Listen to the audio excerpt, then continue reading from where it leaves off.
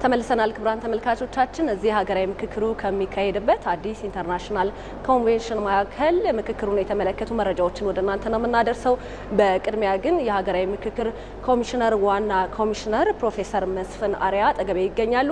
ምክክሩ የሄደበት ሂደት ምን ይመስላል የሚለውና አሁን ላይ ያለበት ደረጃስ እንዴት ይቃኛል የሚለውን አጠር ያለ ቆይታ ከሳቸው ጋር የምናደርግ ነው የሚሆነው። ፕሮፌሰር ስለ ጊዜው በቅድሚያ አመሰግናለሁ። እኔም አመሰግናለሁ ስለጋበዛችሁ። መልካም እኛም እናመሰግናለን። እንግዲህ እስካሁን በብዙ ጣውረድ ውስጥ የመጣ ነው ሀገራዊ ምክክሩና አሁን ላይ ግን በተለይ በ500 የተደራጁ ተመካካሪዎች ደግሞ ወደ አንድ ሀሳብ መተው ደግሞ በቃለ ጉባኤም ተይዞ ወደ አንድ መግባባት ላይ መድረሳቸውን እየሰማን ነው የሚገኘውና ሂደቱ ምን ይመስላል? አሁንስ ያለበት ደረጃ ምንድን ነው? አመሰግናለሁ በድጋሚ ሜሮን። ሂደቱ እንግዲህ እንዳስተዋላችሁት እዚሁ ሆናችሁ 10፣ 50፣ 250 ሆነው በተለያየ ጊዜ በተሰጧቸው አጀንዳዎች ላይ ከታች ወደ ላይ ሄደዋል።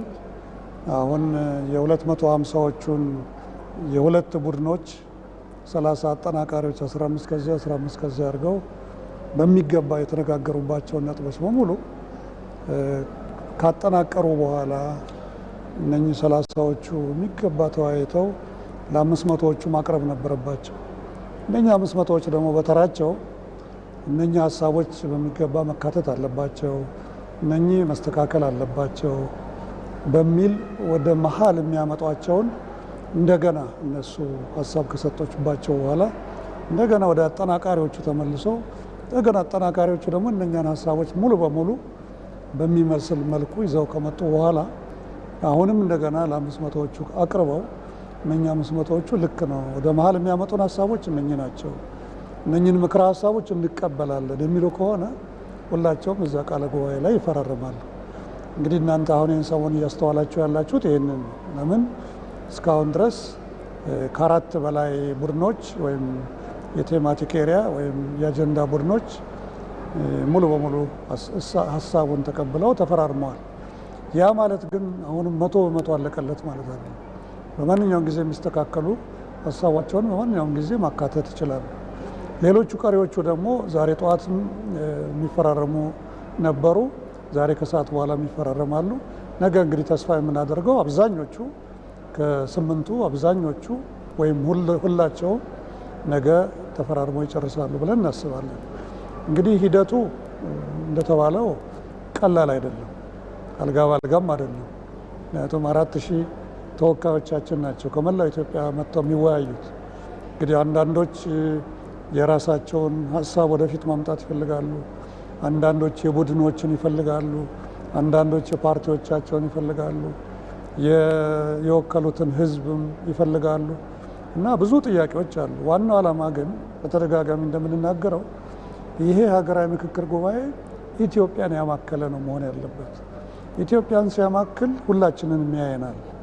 ለምሳሌ የማይኖሪቲ ወይም ደግሞ በቁጥር ያነስን በአንድ ቦታ ላይ ወይም በሌላ ቦታ ላይ ያለን ህዝቦች ካለን በሃይማኖታችን ይሁን በማንነታችን ይሁን በመሳሰሉ ጥያቄዎች የእኛ ጥያቄዎች በጋራ ሆነ ይገባሉ። አሁን አንዳንድ ጊዜ የሚነሱ ጥያቄዎች ምንድን ነው? በስም እንጠቀስ ነው። በስም እንጠቀስ ከሆነ ጠቅሰን አንጨርሰውም። ግን መብት ከሆነ እና የእውቅና ጥያቄ ከሆነ ለምሳሌ ማይኖሪቲ ወይም በቁጥር እስካሁን ጥሩ አማርኛ ስለሌለውን የማይኖሪቲ የሚለው ቃል ወይም በቁጥር ማነስን በተመለከተ ከሆነ ሁላችንም ሳንረሳ የሁላችንም መብቶች መከበር መቻል አለባቸው። የሁላችንም ማንነቶች እውቅና ሊሰጣቸው ይገባል። ስለዚህ ጠቅለል እናርገው፣ ዝርዝር እናርገው፣ ያንቺም የኔም የሱም የነሱም ይግባ ወይስ ሁላችንን በሚመለከት መንገድ እናስቀምጠው የሚለው በተወሰነ ደረጃ እዚህም እዛም እሰጥ አገባዎች ነበሩ። አንዳንድ መሰረታዊ የሆኑ የሚነሱ ጥያቄዎች እንደገና ወደ 500 እየሄዱ ወደ አጠናቃሪዎቹ እየሄዱ በደንብ እየተብራሩ እና እየተብላሉ ነው የሚገኙት። አንዳንድ ጊዜ የኃላፊነት መደበላለቆችንም አስተውለናል። ኃላፊነት መደበላለቅ ምን ማለት ነው? ለምሳሌ እኔ ቃለ ጉባኤያዥ ከሆንኩኝ የሚነገሩትን ቃሎች በሙሉ መዘግበው በተቻለ መጠን ምንም ቃል ወደ ኋላ እንዳይቀር ሞክራለሁ።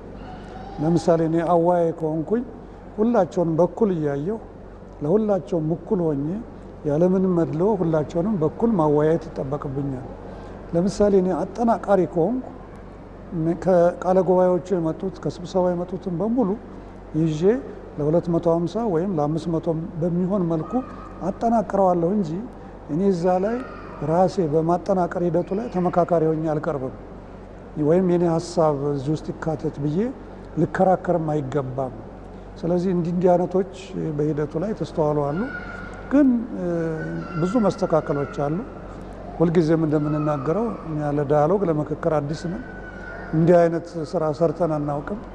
ስለዚህ እዚህ ውስጥ ሽኩቻ የሚመስል ነገር፣ መቀየም የሚመስል ነገር፣ ማኩረፍ የሚመስል መቆጣት የሚመስል ነገር ቢቀርብ ምንም ማለት አይደለም፣ የሚጠበቅ ነው።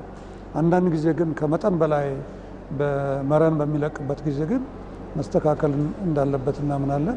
ዛሬ እነኚህን ሂደቶች በሙሉ የቀረቡትን ቅሬታዎች ከፖለቲካ ፓርቲዎቹን፣ ከማንነት ጥያቄዎች፣ ከተለያዩ ብሔር ብሔረሰቦች፣ ህዝቦች የቀረቡትን በሂደቱም ላይ ይሁን ወይም ያልተካተቱልንም ወይም አልተካተትንም ጥያቄዎችን እሱም በሚገባ የካውንስሉ ማለት ምክር ቤቱ የሀገራዊ ምክር ጉባኤው ምክር ቤቱ ከኤክስፐርቶቻችን ጋር በመሆን በትክክል እየገመገምን ያለ ነው።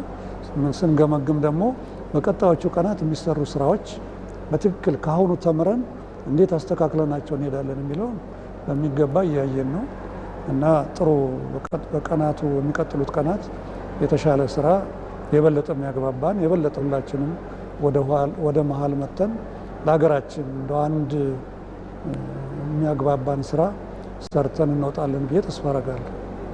መልካም ነው። እንግዲህ ፕሮፌሰር ቀደም ሲሉም እየገለጹልኝ ነበርና ለምክክር አዲስ ነን፣ ሀሳቦቻችንን በኃይል ለማስረጽ ነው እስከዛሬ የመጣንባቸው ሂደቶች የሚያሳዩ ነበሩትና በዚህ የምክክር ሂደት እንግዲህ ቀደም ሲል እየገለጹት ነበር 4 አጀንዳዎች ላይ መግባባት ላይ ተደርሷል፣ አሁንም ይቀጥላሉ ብለዋልና አሁን ምክክሩ ምን ደረጃ ላይ ደርሷል ማለት እንችላለን? ምክክሩ በዚህ ከቀጠለ ከሰንበት በፊት ሁላቸውም ላይ መግባባት እንደርሳለን።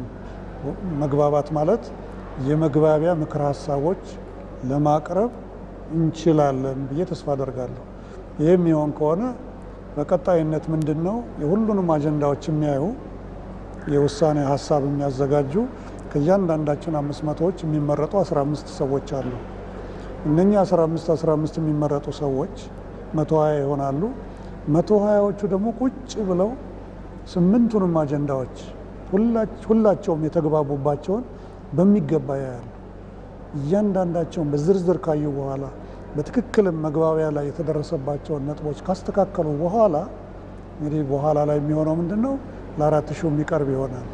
በዚያ ሂደት ውስጥ አሰናካይ ሁኔታዎች ደግሞ አጋጥሞ ከሆነ አንድም ወደ ሽማግሌዎች የሚሄዱ ይኖራሉ፣ አለያም ደግሞ ባለፈው እናንተም ዘግባችሁ ይሆናል የክልሎች ጉባኤ የምንለው አለ።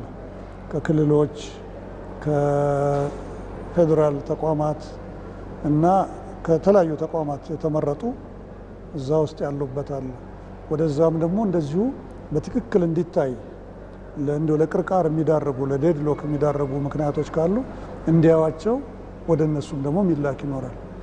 በተለይ ወደ እነሱ የሚላኩት ለክልሎች በትናንሽም በሳይዝ በመጠን ማለት ነው የነሱንም መሰረታዊ የሆኑ ጥያቄዎች የሚነኩ ነገሮች ተከስተው ከሆነ በዛ ጉዳይ ላይ በተለይ የሚያዩ ናቸው።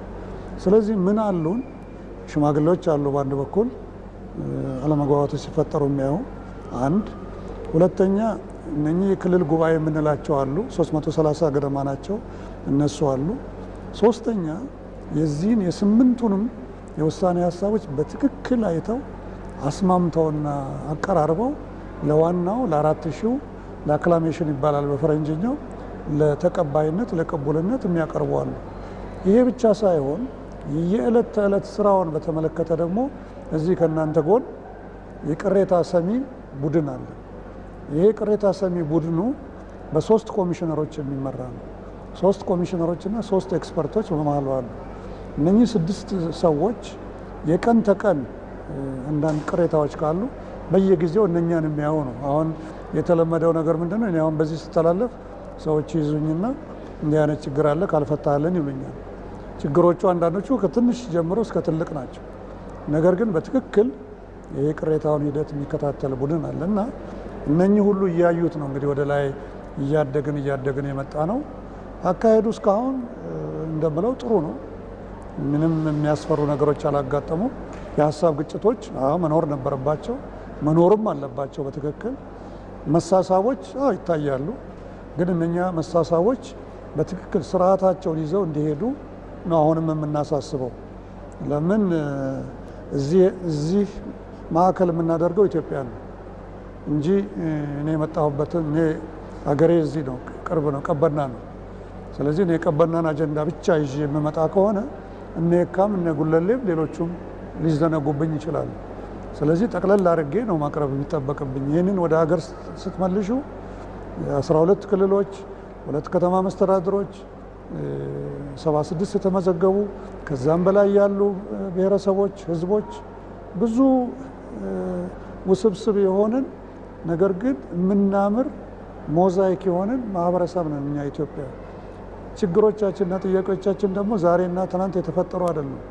ሲፈልጉ ከመንግስት ምስረታና ግንባታ ጅማሮ ጀምሮ ከ150 ዓመት ጀምሮ ይመጣሉ። ከበለጠ ሲፈልጉ ደግሞ ጭራሽ ወደ ኋላ ሄደው 1000 ዓመት ጥያቄዎችን ይዘው ሊመጡ ይችላሉና በጣም ሰፊ ነገር ነው ይዘን የመጣ ነው። ዋናው ነገር ምንድነው?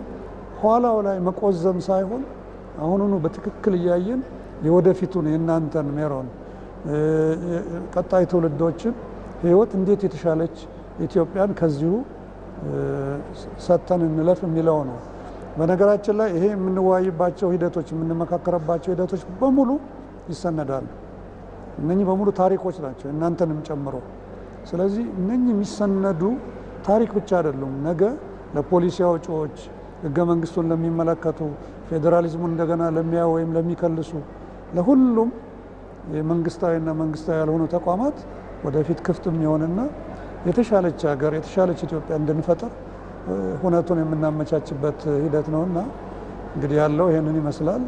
እስካሁን አድካሚ ነው እጅግ በጣም እንዳልኩሽ 4000 ሰው አንድ ቦታ አስቀምጣ ኢትዮጵያ ለ30 ቀን አንድ ላይ አድርጋቸው ይህንን የከበዱ ሀገራዊ አጀንዳዎችን እንዲወያዩ በእኩልነት አርብቶ አደር፣ አርሶ አደር፣ ተፈናቃይ፣ የተገፉ የማህበረሰብ ክፍሎች፣ እንደምታዩ አካል ጉዳተኞች፣ ጋዜጠኞች፣ እንደናንተ አይነት የሚዲያ ሰዎች ከላይ ከልሂቅ እስከ ደቂቅ ድረስ በአንድ ጠረጴዛ ላይ በእኩልነት እንዲመካከሩ ማድረግ እኛ ቢያንስ እዚህ መድረሳችን ራሱ በራሱ ትልቅ ውጤት ነው፣ ሂደት ነው ብለን እናምናለንና እንግዲህ የሚቀረውንም ጊዜ ፈጣሪ ያስተካክለዋል ብዬ ተስፋ አደርጋለሁ።